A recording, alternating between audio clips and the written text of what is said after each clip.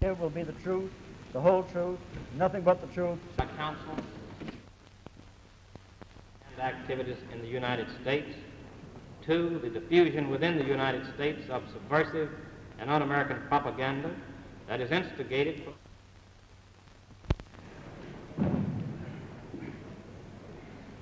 Mr. Chambers, would you stand up? Mr. Hiss, have you ever seen this individual? I couldn't hear you. Have you seen this individual who is standing? I have. Do you know him? I identify him, Mr. Stripling, As who? as George Crosby. When did you know him as George Crosby? According to my best recollection, and I would like to repeat what I have said to the committee before, that I have not had the opportunity for 1935. When did you last see Mr. Crosby, as you have identified him? Prefacing my answer with the same remarks I just made, I would think sometime in 1935. In 1935 was the last time that you saw him. According to my best recollection, not having checked the record. Now, will you remain standing a moment, Mr. Hiss?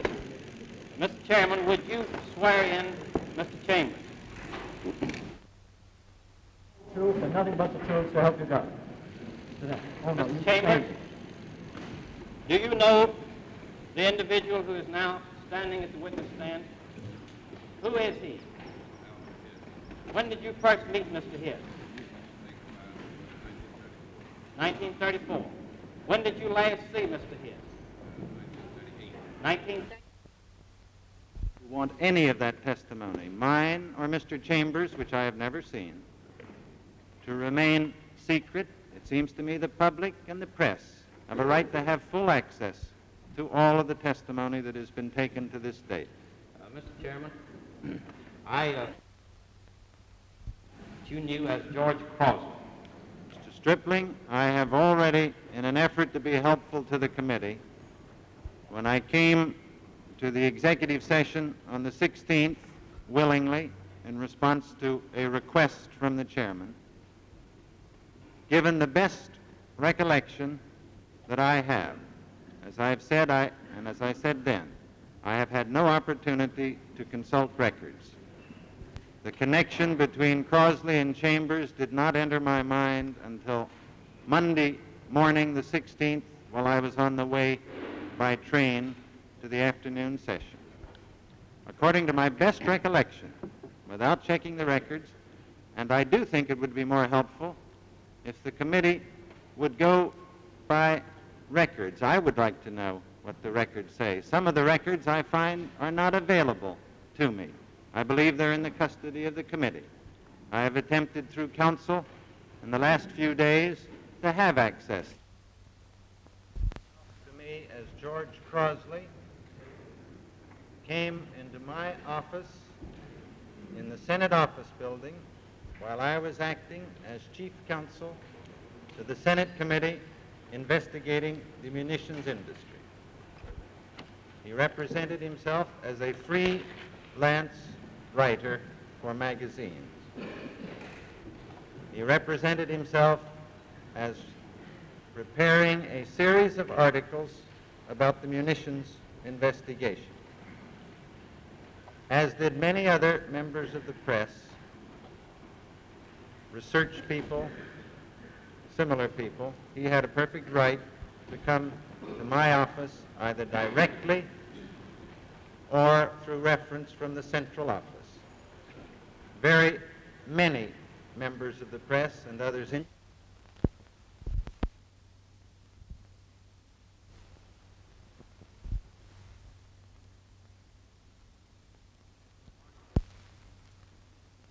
I think it was about June of 1935. to get the issues raised that are the real issues. It seems to me topsy-turvy to be talking only about leases, Mr. Nixon, and such a serious charge as this. It seems to me we should be getting after the question of my record. What did people with whom I worked closely and intimately think of me. Well, Mr. Hicks, I'd like to say again that the committee appreciates your suggestions as to how to conduct these hearings, but we do have certain questions to ask. The issue in this hearing today is whether or not Mr. Hiss or Mr. Chambers has committed perjury before this committee, as well as whether Mr. Hiss is a convict. Now, as far as these, what are termed housekeeping details of Mr. Hiss, That does not seem to me a very rational basis for determining credibility. Obviously, the committee may ask the questions it chooses. well, Mr. Hiss, you're an attorney. Very many other things I've been trying to check in the few days since Monday of last week. Been trying to run down the list of staff members of the Senate Committee investigating the munitions industry. As far as I can find out, there is no one single official list anywhere now available. I have recalled certain of the members of the staff. I recalled 3 names offhand of people that Crosley might have met in addition to me around the committee. I mentioned Mr. Rauschenbusch, the chief investigator. He is away on vacation. I've seen in the press that I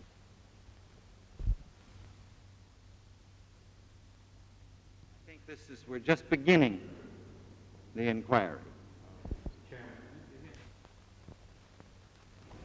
I received a telephone call, rather one of my counsel did, from someone, a woman, who said she had known George Crosley at this time, that she was fearful of getting her employer into Dutch or something by publicity. We were not able to trace the call. She may have been imagining. So far, the answer to your question is I have not yet been able to find any witness other than my wife who remembers him as George Crosley.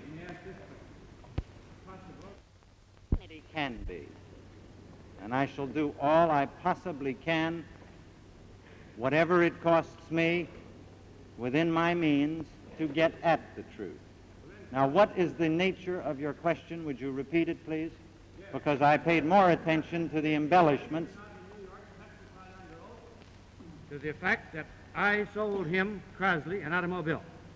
I find it here in the printed testimony, which we're now releasing to the public at the request of the committee and at your request.